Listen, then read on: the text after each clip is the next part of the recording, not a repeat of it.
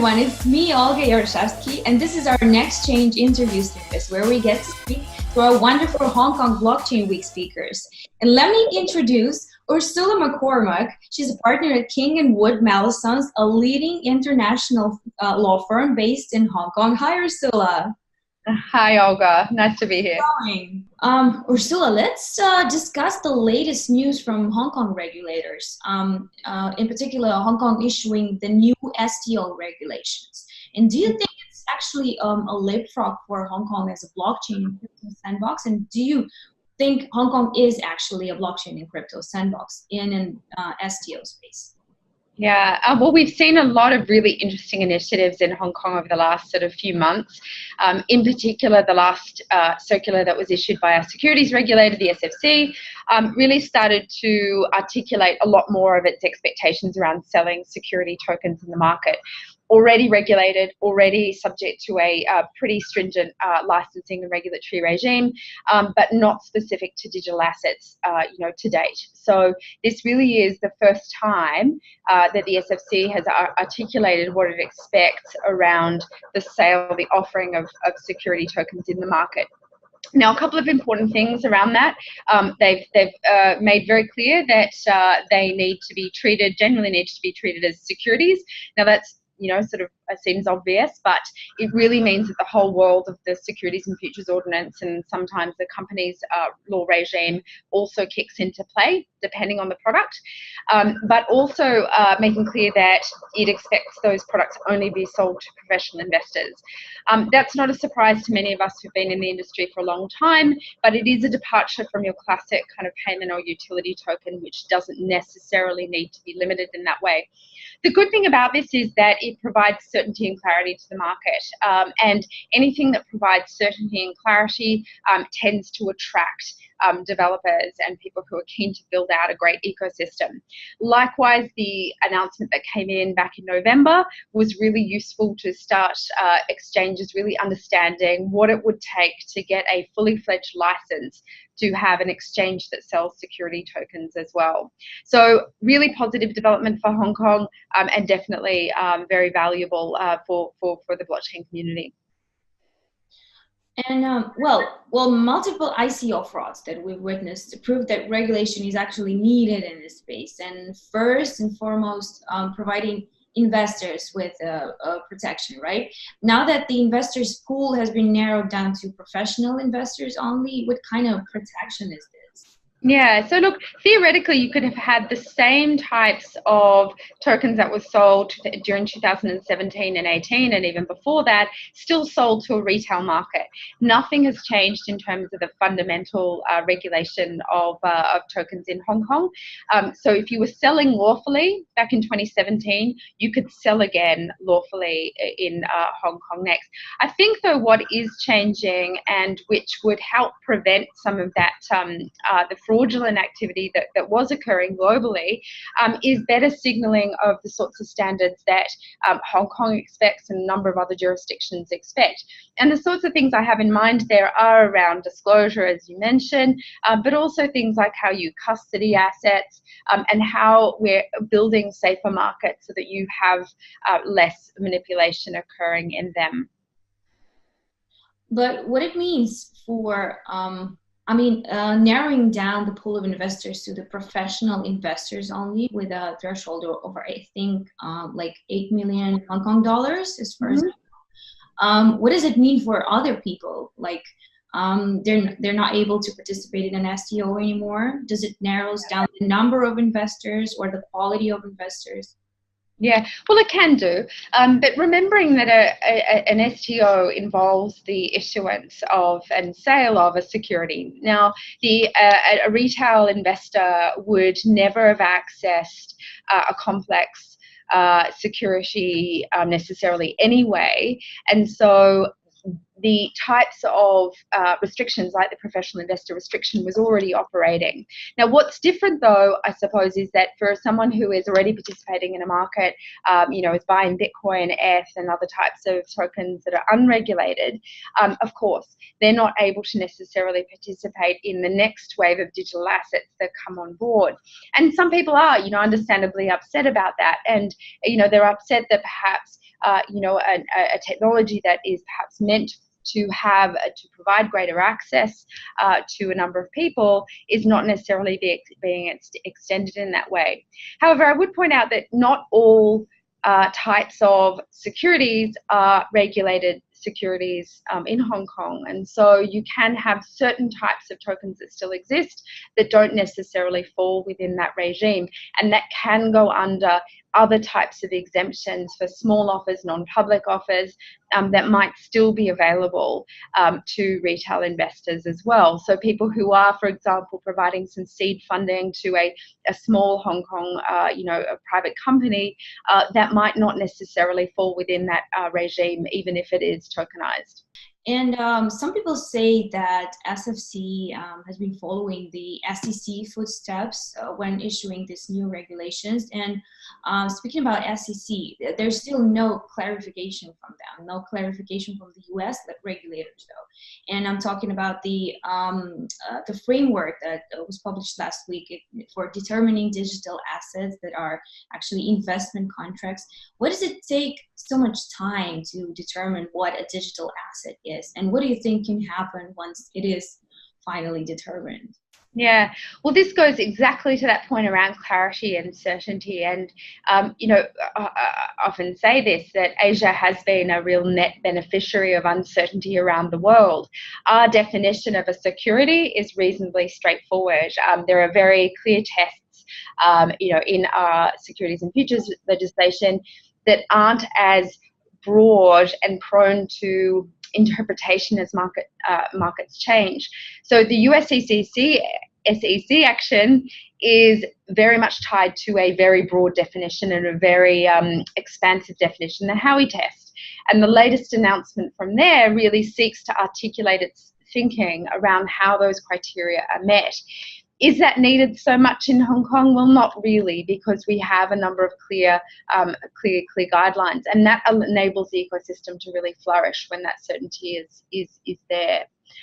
Is the SFC following the SEC? I wouldn't say that it's following it so much as being very cognizant of international developments and also being cognizant of the sorts of trends, market trends and risks and opportunities that are occurring in larger and deeper markets. Well, speaking about the international regulation on a more global level, probably the next step after identifying digital assets and within the financial system is to establish a proper AML procedure, right? And in June, during the G20 summit, member countries will meet to discuss international cryptocurrency anti-money laundering regulation. They will meet in Japan. And media reports claim that this will be all about taxation and all about anti-anonymity. So probably battling the whole idea of decentralization. And if G20 decides to finally make that move and establish a strong AML and KYC requirements, how it may change the industry? Will it change the industry? Yeah, well, already today, a business that's operating with digital assets is subject to AML, counter-terrorist financing and sanctions, and WMD non-proliferation requirements. It's just that they tend not to be subject to the very stringent obligations around the types of paper and other things they need to collect and verify. And so today, businesses still can't give crypto to a terrorist and then enable terrorist financing to occur. So that world of law already exists, but it's not necessarily very well understood. These new developments around seeking to extend the detailed requirements to virtual asset, as they're known here, the virtual asset businesses, is really a natural progression of the international framework for anti-money laundering. And the key standard setter there is the Financial Action Task Force, FATF, and it has already launched a number of initiatives to, really start to build out this framework. It started with the new recommendation that all countries or member countries implement a framework for licensing of virtual asset service providers, and it also recently launched for consultation that ends today, Monday, the requirement for the very specific due diligence requirements to be implemented. And there's a few contentious points in that, but it's effectively a foregone conclusion now that those businesses will need to fall within the classic AML framework. Does that start to challenge the traditional thinking and business models of a number of virtual asset businesses? Absolutely. It will really start to change that. Often also asked, is that going to start to move people in different directions, and perhaps island hop or choose jurisdictions that have lower controls? Well, that's also, inevitable to some degree. But the benefit of having this at FATF levels, G20 levels, IOSCO levels, FSB levels, at that transnational level, is that it starts to put quite a lot of pressure internationally on a number of jurisdictions to make sure that at least there's a base level standard for these issues that are considered really important. But this also increases recognition and maybe mass adoption. Look, it can. And the key reason for that is that if you provide certainty about what the expectations are on AML, it allows things like bank account opening. So a bank that's examining the controls of a licensed virtual asset service provider, an exchange or custodian or something, knows what standards that business is subject to, potentially also entitled to exercise simplified due diligence, which all means that it's easier to onboard that business to the bank. That can benefit the business themselves by enabling, an exchange, for example, to provide fiat on-ramp services. It can provide other benefits, such as enabling that business to pay its employees in real money. So bank accounts are not necessarily the be-all and end-all, but certainly they are one piece of a very strong ecosystem. What do you think will and should happen to the fintech regulations in the next 2 to 3 years? And this bamboo scenario that Bart Chilton suggested back in Hong Kong Blockchain Week, can this actually work?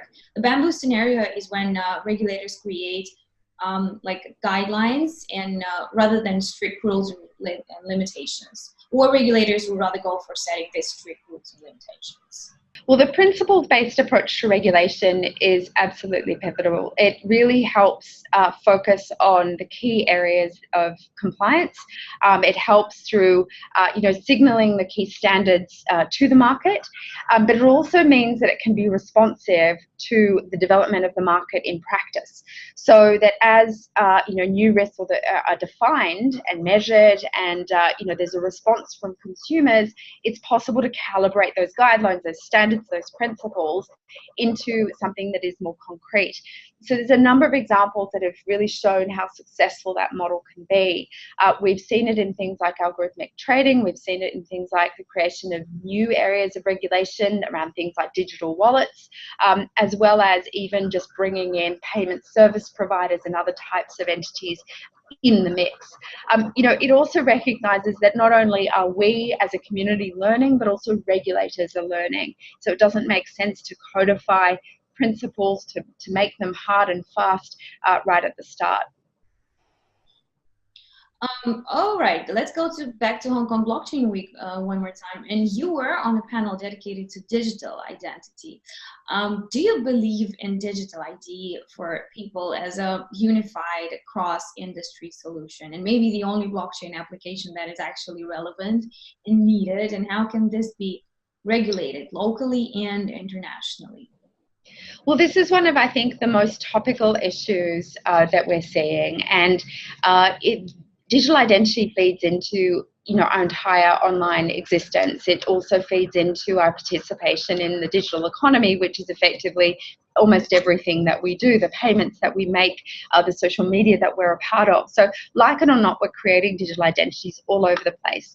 The question is how we create more trusted digital identities. Is it through government-based digital ID schemes, things like the Estonian digital ID, the Aadhaar system in India, or perhaps more industry-type digital IDs like Sweden's Bank ID?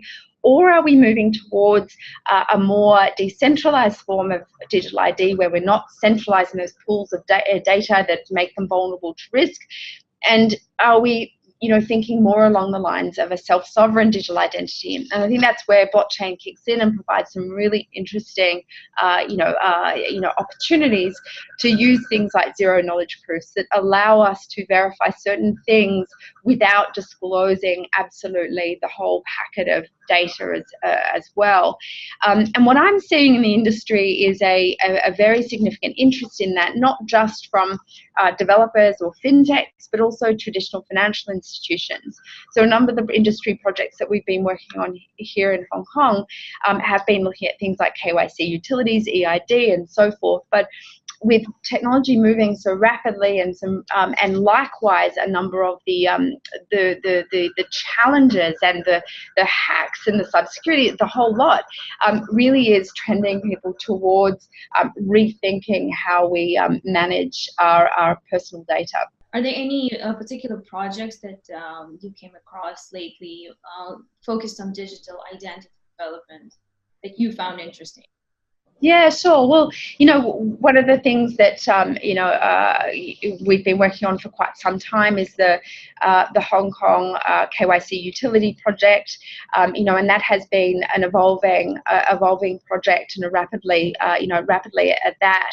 And I think that's a really good example where our view around how technology can help the AML and KYC process is changing as more and more is happening on the technology side, and more is happening on the personal data protection side.